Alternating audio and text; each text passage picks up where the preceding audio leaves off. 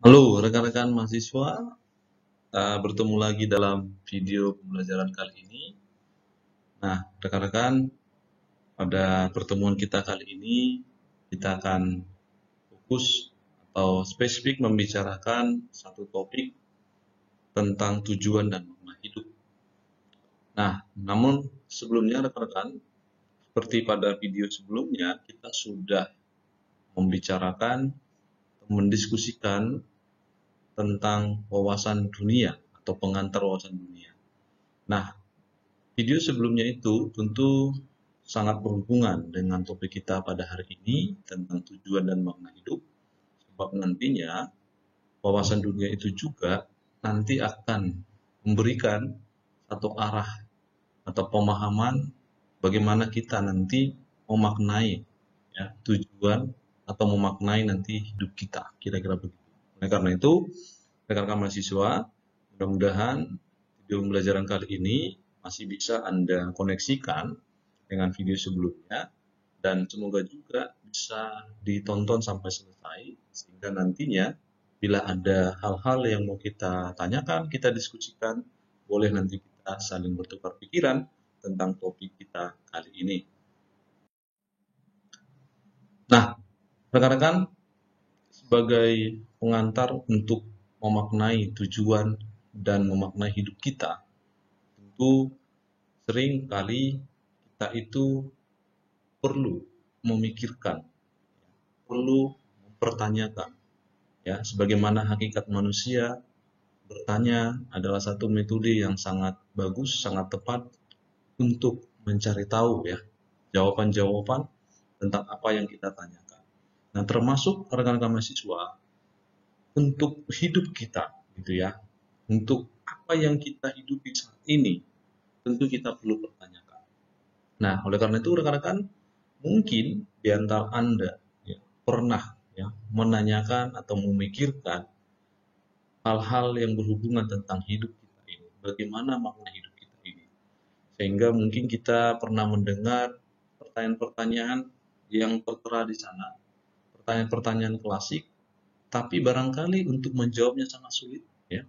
Sebab memang pada dasarnya mempertanyakan hidup itu memang butuh kebijaksanaan, ya. Mempertanyakan hidup butuh ya wisdom dari sang khalik gitu ya, supaya kita bisa menjawab keberadaan kita seperti apa, kemanusiaan kita seperti apa, dan tujuan hidup kita seperti apa.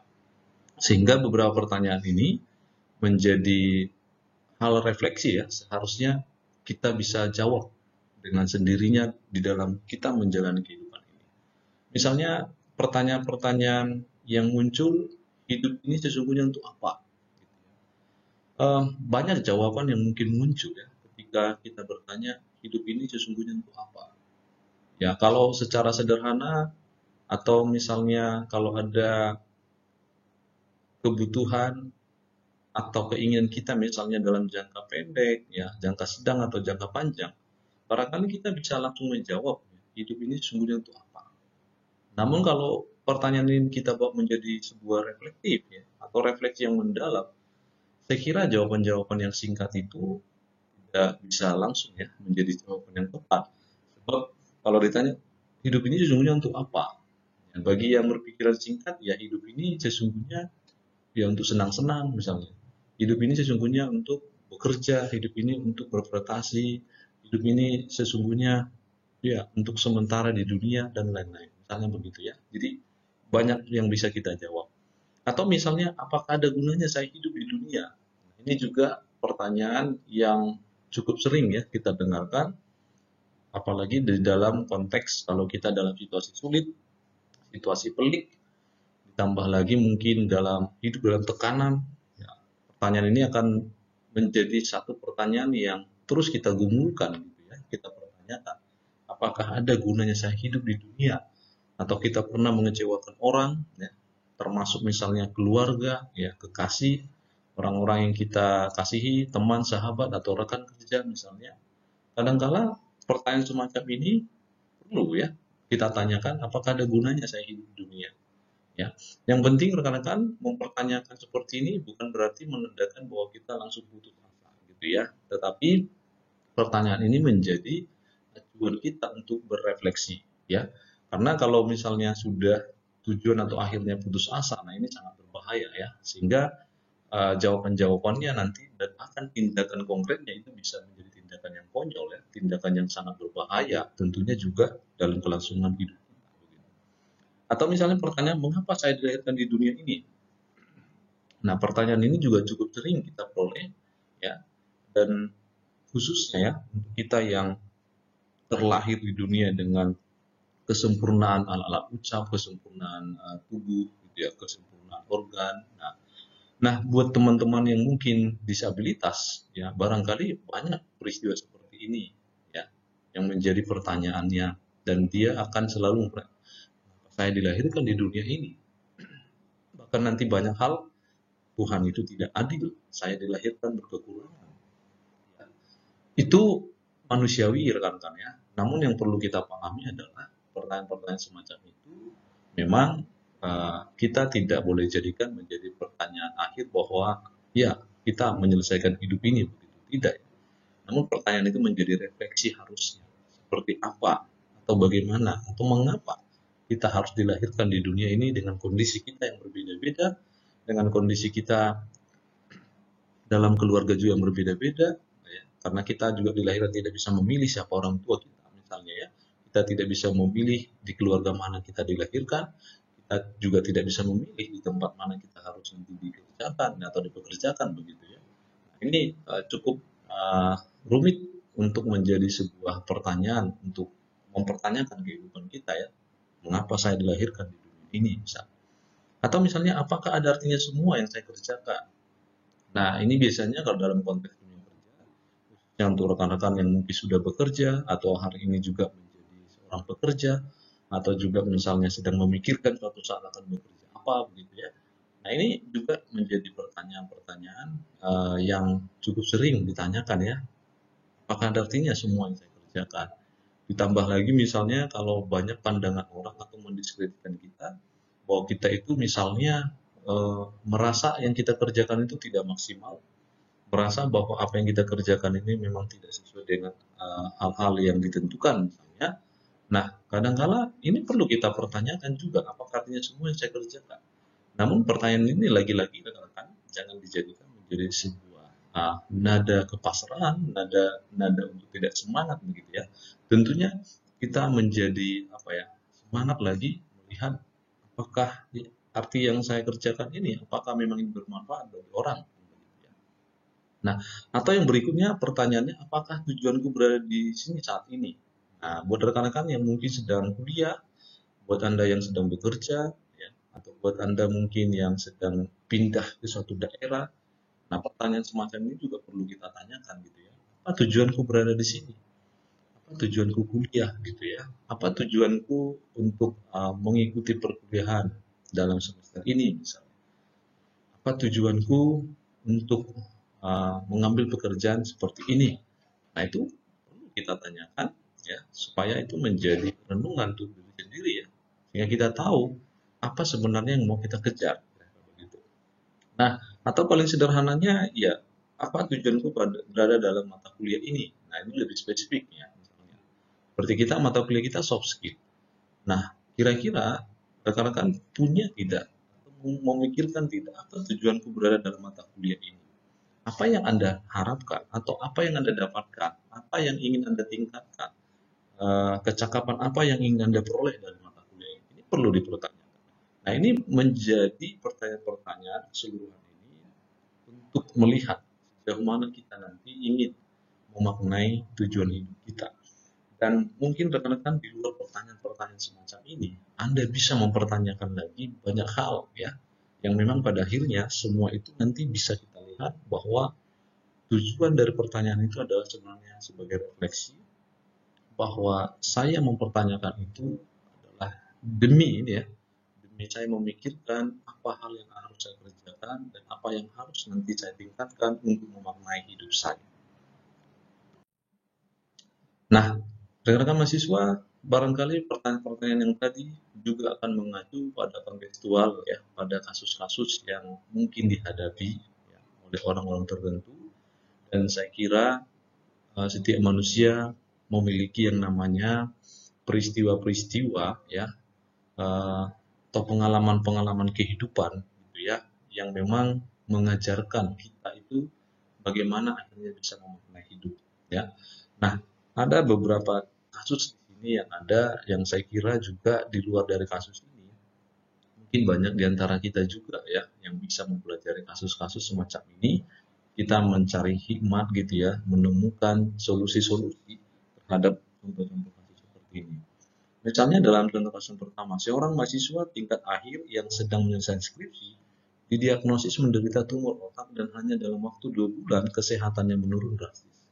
Mahasiswa tersebut terbaring dan tak berdaya, bahkan setelah operasi diketahui bahwa tumor otaknya adalah penyakit yang ganas yang tidak bisa disembuhkan. Nah, mungkin bagi dia, ya, dia akan mempertanyakan bagaimana memaknai hidup dalam kondisi sakit. Saya kira kita pernah mengalami kondisi sakit, mungkin levelnya berbeda-beda, ada yang sakit ringan, ada yang sedang, ada yang berat, dan ada mungkin yang kronis, yang fatal begitu ya. Namun pada dasarnya memang dalam konteks seperti ini memang perlu dipertanyakan ya, bagaimana kita memaknai hidup. Apakah nanti kita memaknainya dengan ya putus asa? Apakah kita nanti memaknainya justru bersyukur dengan kondisi kita? Yang penting saya boleh pulih dari penyakit ini dan harus apa ya, mengejar ulang apa-apa hal yang tertinggal yang yang mungkin tidak saya kerjakan selama saya sakit misalnya. Nah, ini bagaimana memaknai hidup seperti kondisi ini? Nah, tentu setiap orang punya caranya masing-masing ya dalam kasus-kasus tertentu, dan mudah-mudahan sebenarnya nanti pada akhirnya pertanyaannya adalah kepada siapa kita bersandar kan begitu ya dalam kondisi sakit misalnya. Atau misalnya kasus yang kedua rekan-rekan, seorang mahasiswi yang sudah lulus kuliah dan mendapatkan beasiswa di Jepang harus rela melepaskan beasiswa tersebut karena dia diagnosis leukemia. Apa yang kira-kira dirasakan oleh mahasiswa tersebut? Nah, ini juga ya rekan-rekan. Saya kira kita pernah sakit, mungkin anggota keluarga kita pernah sakit. Ya, sakit memang menjadi fenomena tubuh yang tidak bisa terlepas dari kehidupan kita ya, karena salah satu yang menyebabkan juga kita menyelesaikan kehidupan ini adalah sakit gitu ya.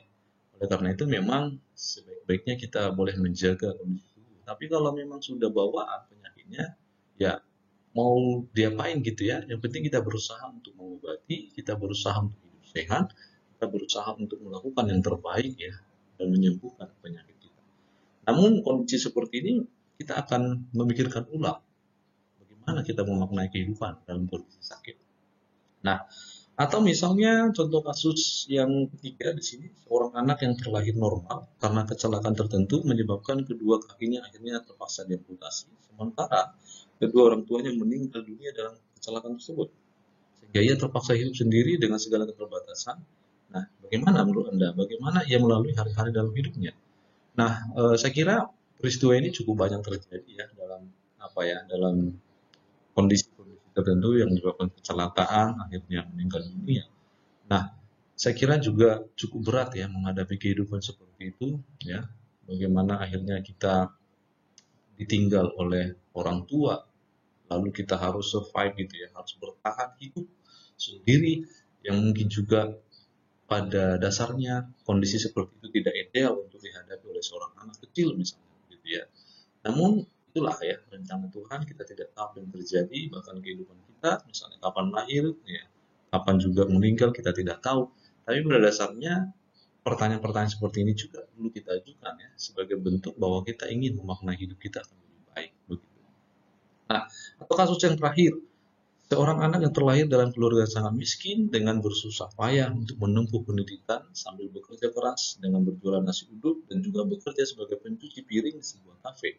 Dengan keuletan yang dimilikinya, akhirnya ia menjadi sarjana kedokteran. Menurut Anda bagaimana ia bisa menjaga kehidupannya? Nah, ini juga saya kira satu kisah dan sekaligus menjadi inspirasi ya bagi kita, dan bahkan mungkin rekan-rekan juga banyak ya membaca kisah-kisah orang yang ulet, orang yang tekun, bekerja keras, akhirnya dia bisa memaknai hidupnya, dia bisa mengembalikan membahagiakan orang tua, membahagiakan keluarga dan lain-lain. Nah, contoh-contoh kasus ini rekan-rekan Anda bisa juga nanti temukan contoh-contoh kasus yang lain, tapi pada dasarnya kasus-kasus semacam ini adalah memang sangat bersentuhan tentang pertanyaan-pertanyaan bagaimana kehidupan kita ini kita maknai, tujuannya bagaimana kehidupan kita ini, ya. Apakah kita akan lebih baik, apakah kita menyerah dalam situasi yang pelik, apakah kita harus bangkit, apakah kita harus bekerja keras. Nah, itu semuanya nanti putusan-putusannya adalah terbentuk dari wawasan dunia yang Anda miliki, ya. Bagaimana wawasan dunia Anda yang terbentuk, karena apa, dan itu pula yang membuat kita itu keluar dari permasalahan-permasalahan kehidupan seperti ini yang mungkin ya tidak serta-merta otomatis bisa berhasil, tapi dengan daya juang yang baik, saya kira ini bisa kita lakukan dan kita bisa memaknai hidup lebih baik. Nah, oleh karena itu rekan-rekan, memang pada dasarnya kita manusia itu ya akan selalu ya mencari dan menemukan makna hidupnya masing-masing. Dan penemuan itu berbeda-beda ya. Proses pencarian itu berbeda-beda. Kita punya jalannya masing-masing ya. Kita punya caranya yang unik, yang tidak semua orang sama begitu ya. Dan proses waktu dalam kehidupan kita juga akan berbeda ya. Mungkin kita akan mengalaminya dalam kehidupan di saat kita mungkin remaja mungkin, atau sudah dewasa, atau sudah berkeluarga, atau sudah jadi orang tua misalnya. Itu kadang-kadang akan terjadi proses-proses seperti itu. Sehingga memang dalam proses penemuan atau pencarian itu, kan, itu biasanya memang pencarian itu kita harus maklumi dan kita harus pahami dan kita sadari gitu ya. Tidak selamanya atau tidak serta-merta itu akan berhasil. Mengapa? Karena proses keberhasilan itu akan diiringi oleh peristiwa-peristiwa tertentu ya, yang mungkin juga sekali belum berhasil atau gagal, berikutnya kita coba dan terus. Nah, jadi tidak selamanya berhasil, namun ya bersyukur kalau ada yang langsung berhasil, ya puji Tuhan begitu ya. Memang prosesnya itu baik, kita dapatkan begitu. Namun rekan-rekan, pencarian itu juga kadang-kadang bisa menimbulkan rasa kebosanan, ya, kekecewaan, marah, emosi, bahkan obsesi ya, dan bahkan kadang-kadang kita memanipulasi diri bahwa seolah-olah kita sudah mendapatkan atau bisa sudah memaknai hidupnya begitu ya. Nah, manusia itu bisa melakukan seperti itu ya. Nanti kita akan bahas dalam video pembelajaran tentang topik-topik psikologi bahwa manusia itu bisa ya seolah-olah memanipulasi diri bahwa dia berhasil memaknai hidupnya mungkin dengan cara-cara tertentu. Tapi pada dasarnya memang pemaknaan itu bisa menimbulkan atau proses pencarian itu bisa menimbulkan rasa bosan, marah, ya gagal terus, ya kita pasti bosan ya, lebih baik tidak perlu kan gitu ya. Ada orang yang putus asa seperti demikian. Tapi pada prinsipnya sebenarnya proses itu yang perlu memang kita nikmati ya. Karena memang kita tidak bisa serta-merta langsung mendapatkan hasil kalau prosesnya juga tidak sesuai dengan itu sehingga kita sulit memperolehnya.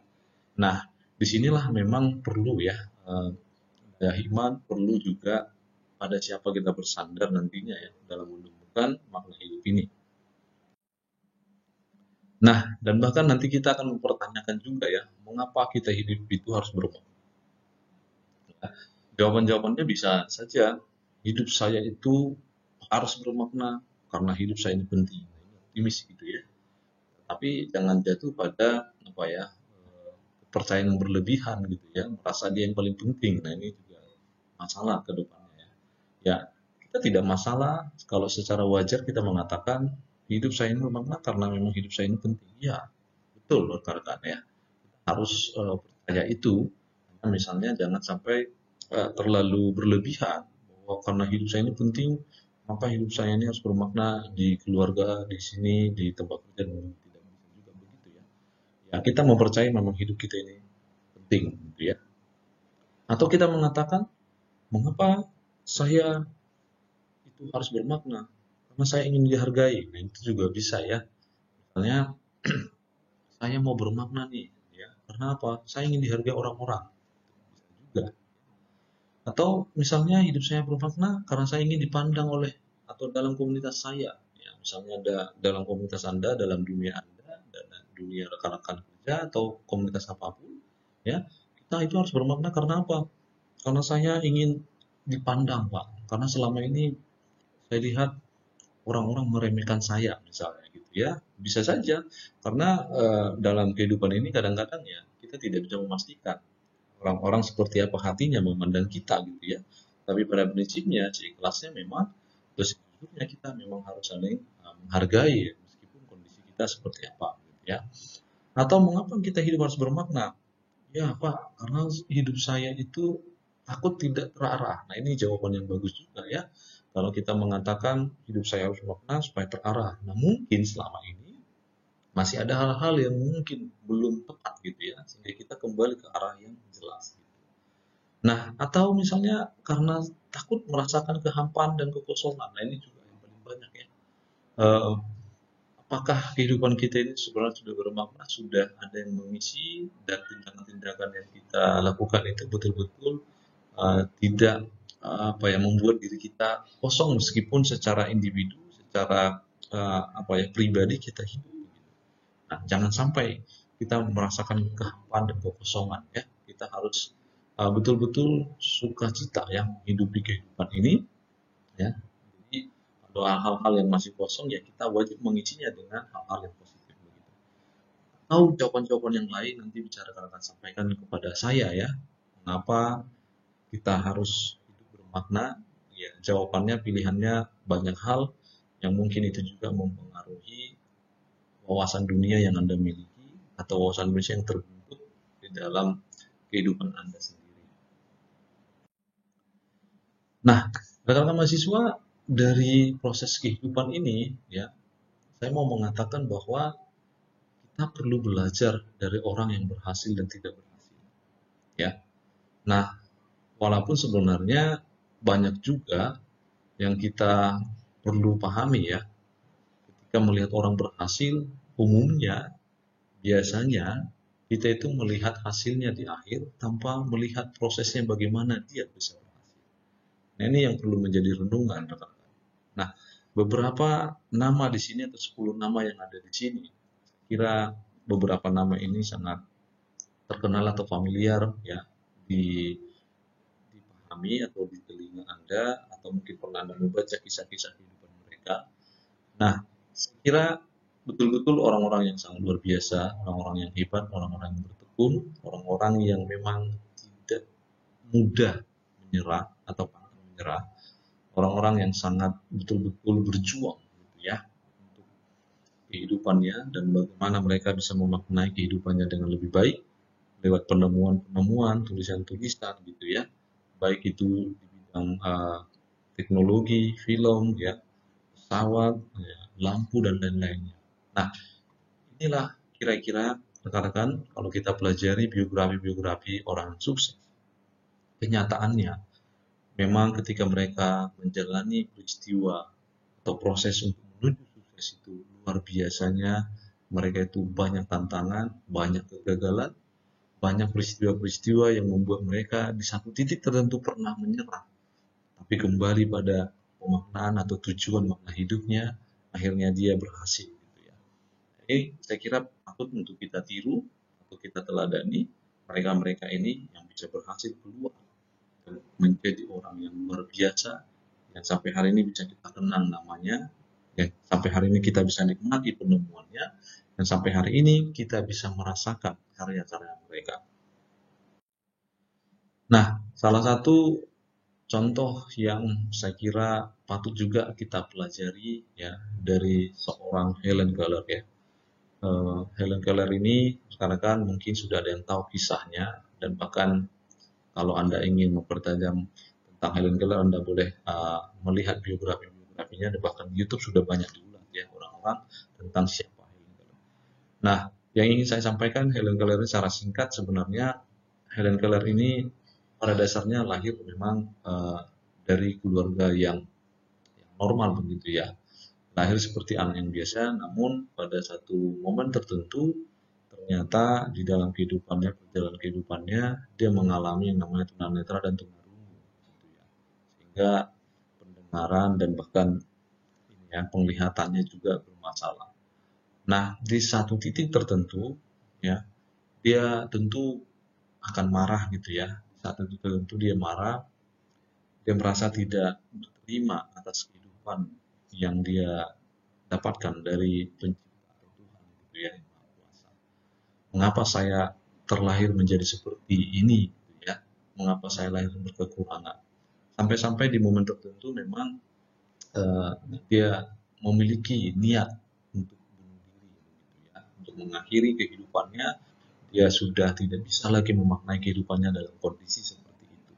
Nah, pada akhirnya kakak mahasiswa eh, untuk menghindari hal itu ternyata orang tuanya menghadirkan seorang guru ya, seorang guru yang juga pada akhirnya membantu dia mengajari, merasakan atau memaknai kehidupan ya, lewat alam dan lingkungannya gitu ya.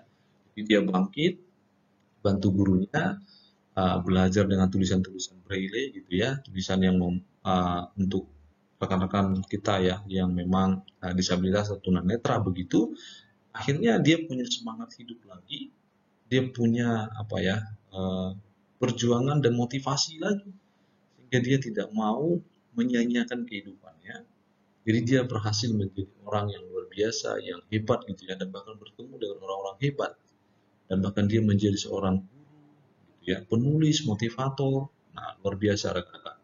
Nah, kisah ini saya kira sangat layak untuk kita jadikan contoh. Artinya di dalam keterbatasan kita, di dalam kita berkekurangan, kalau memang kita mau memaknai hidup itu lebih jauh, akan lebih baik gitu ya. Nah, dalam konteks seperti itulah, memang kita bisa lebih jauh memaknai kehidupan. Nah, saya teringat dengan satu pendapat Socrates ya, seorang filsuf Yunani, di sana mengatakan bagaimana kita mengukur nilai hidup yang berarti. Ya, saya kira kalau mengukur nilai hidup yang berarti memang sulit ya, karena tidak ada takaran, tidak ada satuan yang jelas. Bagaimana kita nanti bisa mengukur nilai hidup kita sudah berarti. Oh iya, dengan ukuran seperti ini hidup saya sudah berarti.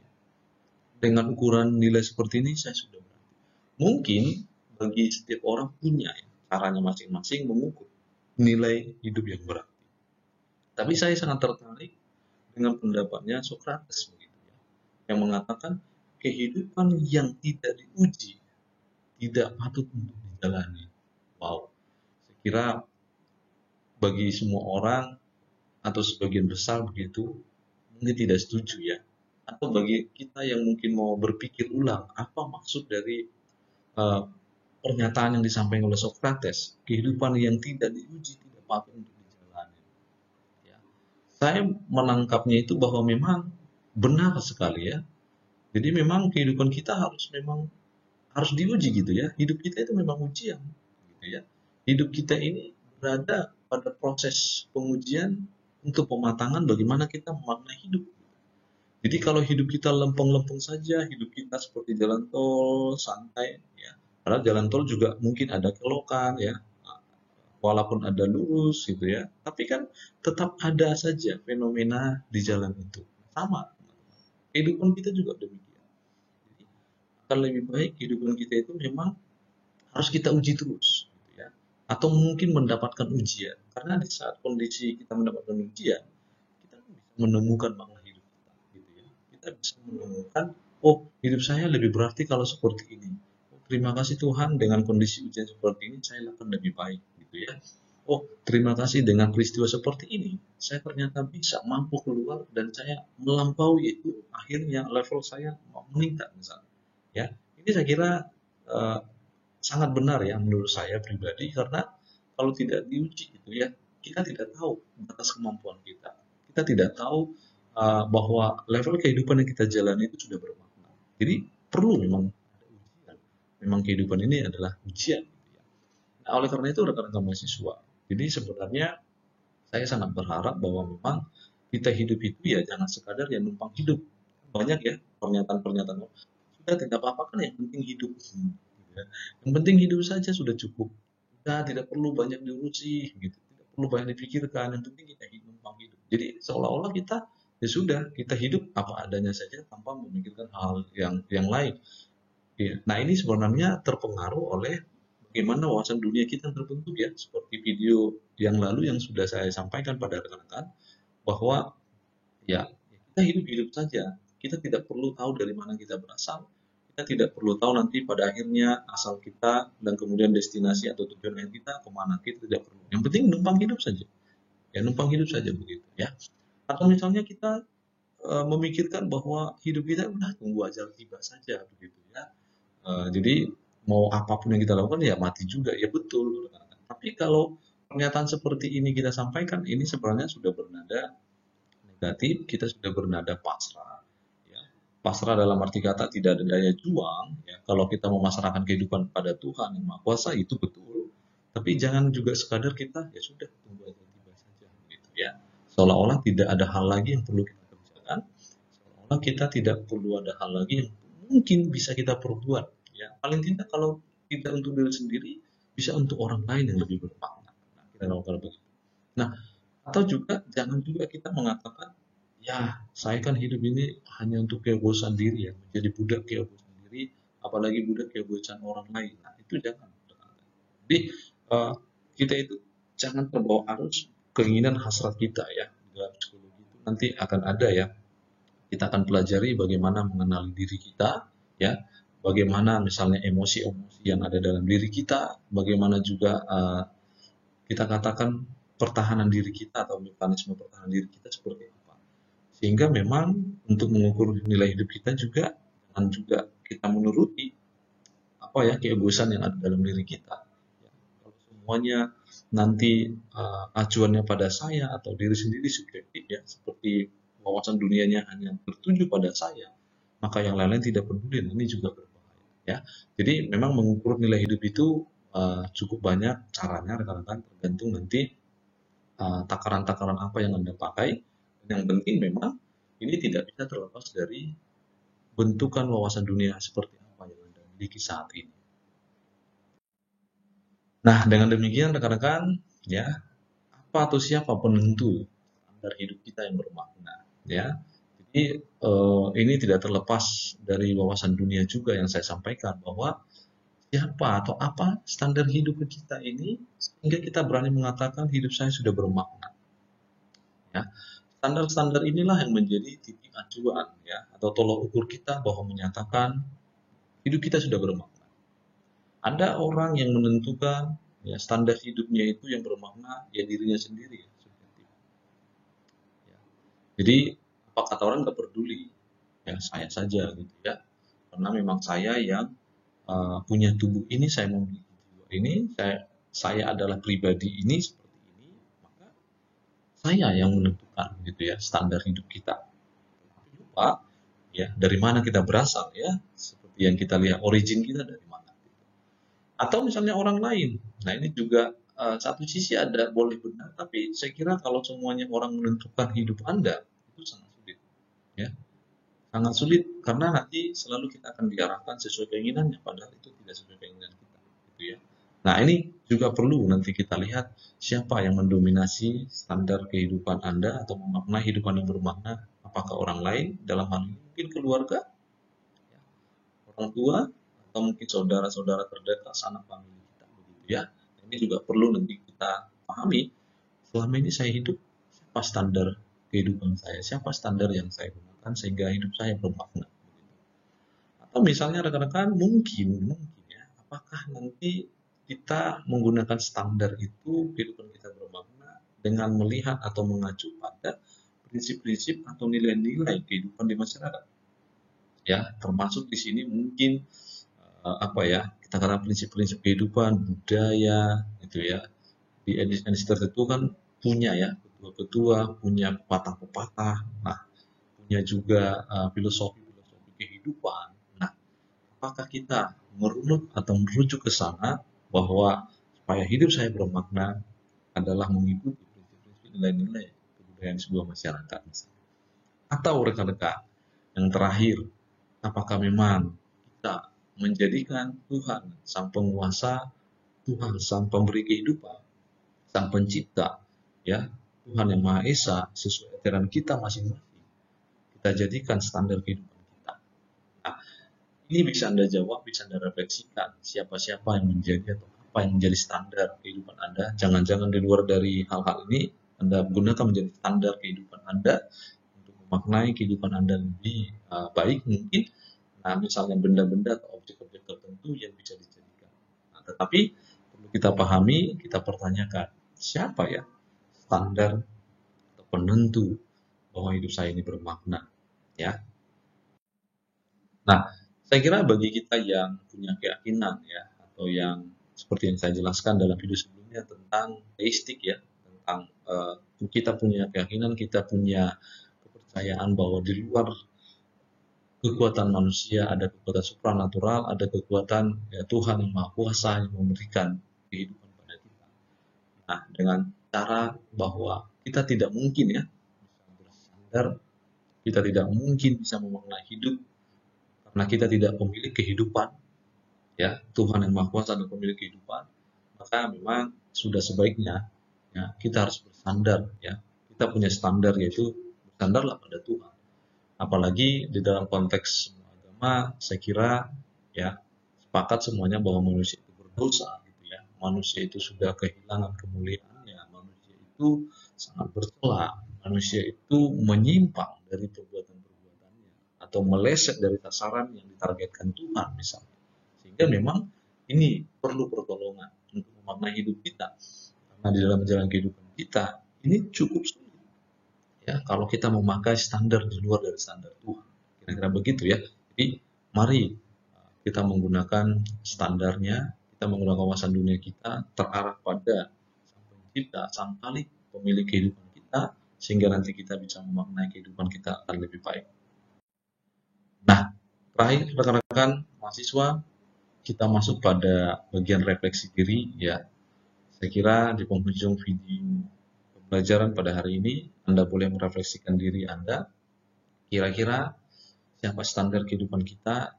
Mari kita melakukan atau menentukan standar kehidupan yang memang jauh lebih luar biasa dari kemampuan kita berpikir, kemampuan atau jabatan kita, posisi kita, kekuatan kita, tapi kita bersandarlah pada Sang Pencipta, pemilik kehidupan kita, gitu ya, agar nanti kita boleh hidup lebih bermakna lagi.